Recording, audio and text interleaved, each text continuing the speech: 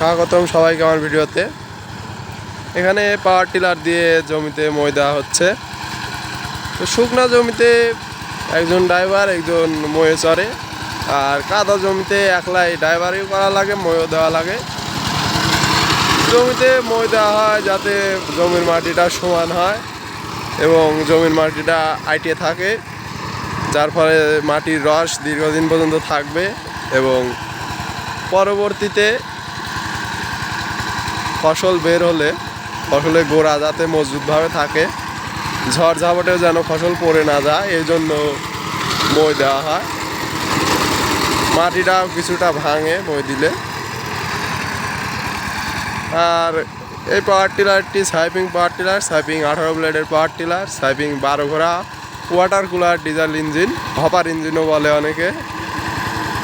তো ধন্যবাদ সবাইকে, অবশ্যই সবাই পাশে থাকবেন। আর এরকম ভিডিও দেখতে হলে ইউটিউব থেকে দেখে থাকলে অবশ্যই আমার চ্যানেলটিকে সাবস্ক্রাইব করুন এবং ফেসবুক পেজ থেকে দেখে থাকলে অবশ্যই আমার পেজটিকে ফলো করুন।